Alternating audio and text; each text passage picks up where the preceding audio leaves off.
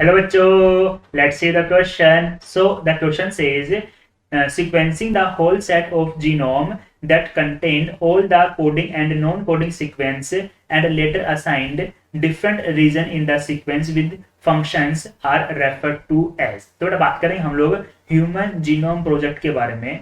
Human genome project, बेटा human genome project के अंदर मेनली 2 टेक्निक्स को काम में लिया गया था. इनमें से एक टेक्निक क्या थी? Sequence annotation.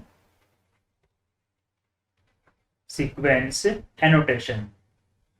और बेटा सीक्वेंस एनोटेशन में क्या तरह का सीक्वेंस को हम लोग एनालाइज करते हैं, किस तरह के सीक्वेंस को एनालाइज करते हैं?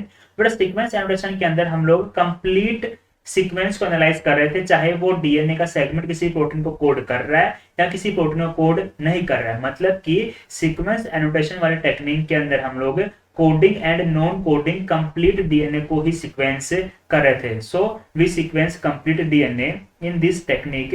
We sequence complete DNA. Complete DNA को बेटा हम लोग सीक्वेंस कर रहे थे, चाहे वो कोडिंग वाला पार्ट हो चाहे वो नॉन कोडिंग वाला पार्ट हो. तो ये तो बेटा हमारे पास में first technique, that is sequence annotation.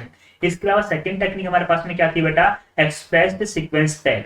Expressed sequence tag में बेटा हम लोग क्या कर रहे थे? सिर्फ और सिर्फ कोडिंग वाले पार्ट को सीक्वेंस कर रहे थे, यानी कि डीएनए का वो पार्ट जो किसी न किसी टाइप की प्रोटीन का फॉर्मेशन कर रहा है, सिर्फ उसी वाले पार्ट को हम लोगों ने सीक्वेंस किया. इसके अंदर second technique that is expressed sequence tag. लेकिन बेटा अगर हम लोग बात करेंगे सीक्वेंस एनोटेशन के बारे में, तो sequence annotation is a blind approach. इसके अंदर कोडिंग एंड नॉन कोडिंग दोनों ही टाइप के डीएनए सेगमेंट्स को सीक्वेंस किया गया. Clear? So according to this, our correct answer will be option B. Best of luck.